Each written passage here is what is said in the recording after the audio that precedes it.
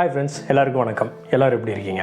நீங்கள் தினமும் காலையில் பெட்லேருந்து எந்திரிக்கும் போது காலையில் எந்திரிக்கிறதுக்கே பிடிக்காமல் ரொம்ப கஷ்டப்பட்டு சோம்பேறித்தனத்தோடு எந்திரிச்சு அந்த நாளை தொடங்குனீங்க அப்படின்னா அந்த நாள் முழுக்க எனர்ஜியே இல்லாமல் ரொம்ப டயர்டாக ஃபீல் பண்ணுவீங்க. உங்கள் முகம் ஒரு தெளிச்சியே இல்லாத மாதிரி தான் இருக்கும். எதையோ இழந்த மாதிரியே நீங்கள் சுற்றிட்டு இருப்பீங்க.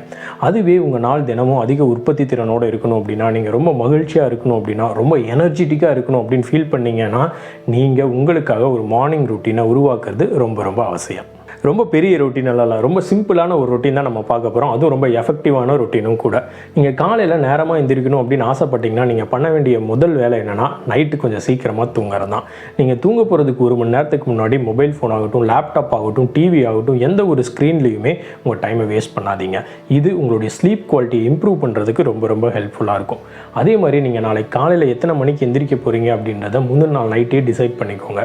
நீங்கள் அலாரம் வைக்கிறதுக்கு கூட மொபைல் ஃபோன் யூஸ் பண்ணாதீங்க. ஒரு அலாரம் கிளாக்கை யூஸ் பண்ணுங்கள்.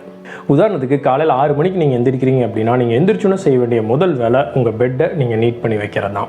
உங்களுடைய பெட் ஸ்ப்ரெட்டை அரேஞ்ச் பண்ணுங்கள். நீங்கள் யூஸ் பண்ண போர்வையை மடித்து வைங்க. உங்கள் தலையணையை சரியான இடத்துல வைங்க. இந்த மாதிரி செய்கிறது மூலிமா காலையில் உங்களுடைய முதல் டாஸ்கே ரொம்ப மெஸ்ஸியாக இருக்கிற ஒரு விஷயத்தை சரி செய்கிறது தான். உங்கள் டேவை நீங்கள் இப்படி ஸ்டார்ட் பண்ணும்போது ரொம்ப ப்ரொடக்டிவாகவும், ரொம்ப பாசிட்டிவாகவும், ரொம்ப டிசிப்ளின்டாகவும் உங்கள் டேவை உங்களால் தொடங்க முடியும்.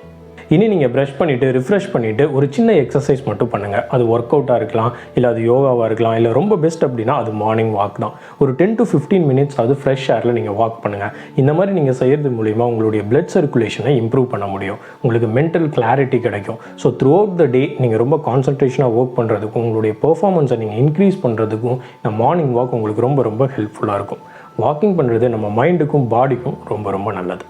நீங்கள் வாக் பண்ணிட்டு வந்ததுக்கப்புறம் கொஞ்சம் நேரமாவது படிக்க முயற்சி செய்யுங்க. வாசித்தல் அப்படின்ற பழக்கம் உங்கள் வாழ்க்கையில் இப்போ வரைக்கும் இல்லை அப்படின்னா அதை புதுசாக இம்ப்ளிமெண்ட் பண்ணுங்கள். நீங்கள் தினமும் காலையில் குடிக்கிற டீ ஆகட்டும், காஃபி ஆகட்டும், இல்லை ஏதோ ஒரு ஹெல்த் ட்ரிங்க்ஸ் நீங்கள் குடிக்கும்போது கூடவே படிக்கிறதையும் ஒரு பழக்கமாக்கிக்கோங்க.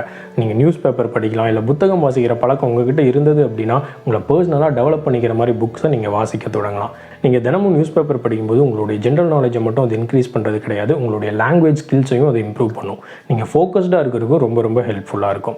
அதே சமயம் நீங்கள் personality development books, self help books எல்லாம் படிக்கும்போது உங்களை நீங்கள் இம்ப்ரூவ் பண்ணிக்கிறதுக்கான நிறைய ஐடியாஸும் டிப்ஸும் உங்களுக்கு அதுலேருந்து கிடைக்கும். இதுக்கப்புறம் தான் நீங்கள் மொபைல் ஃபோனை யூஸ் பண்ணவே ஸ்டார்ட் பண்ணணும். என்னென்ன மெசேஜஸ் வந்திருக்கு, என்னென்ன இமெயில் வந்திருக்கு அப்படின்றத நீங்கள் செக் பண்ணுங்கள். பட் மார்னிங்கே சோஷியல் மீடியாவில் உங்கள் டைமை நீங்கள் வேஸ்ட் பண்ணாதீங்க. இதுக்கப்புறம் உங்களுக்கு என்னென்ன ஒர்க் இன்றைக்கி இருக்குது, அதில் எது ஹை ப்ரையாரிட்டி ஒர்க், எந்தெந்த வேலையை எந்த நேரத்தில் செய்யலாம் அப்படின்றத திட்டமிடுங்க. இன்றைக்கி எவ்வளோ ஃப்ரீ டைம் உங்களுக்கு இருக்க போகுது, இந்த ஃப்ரீ டைமில் உங்களை பர்சனலாக நீங்கள் இம்ப்ரூவ் பண்ணிக்க என்னென்ன விஷயங்கள் செய்ய போகிறீங்க. நீங்கள் யூஸ்ஃபுல்லான ஏதோ ஒரு வீடியோ பார்க்கலாம், இல்லை ஸ்கில்ஸை இம்ப்ரூவ் பண்ணிக்கிறதுக்கு கோர்சஸ் நீங்கள் படிக்கலாம். இந்த மாதிரி உங்களை டெவலப் பண்ணிக்கிறதுக்கு நீங்கள் என்ன செய்ய போகிறீங்க அப்படின்றதும் ஒரு லிஸ்ட் பண்ணிக்கோங்க. இனி உங்களுடைய பிளானை நீங்கள் செயல்படுத்துறதுக்கு உங்களுடைய நாளை தொடங்குங்க. இது எல்லாமே ரொம்ப சின்ன சின்ன விஷயங்கள் தான். நம்ம எல்லாருக்குமே இது தெரிஞ்சது தான். ஆனாலும் நம்ம லைஃப்பில் நம்ம இதை இம்ப்ளிமெண்ட் பண்ணுறது கிடையாது. சின்ன சின்ன மாற்றங்களை கூட நம்ம வாழ்க்கையில் நம்மளால் பண்ண முடியல அப்படின்னா பெரிய மாற்றங்கள் நம்ம லைஃப்பில் கண்டிப்பாக நடக்கவே நடக்காது.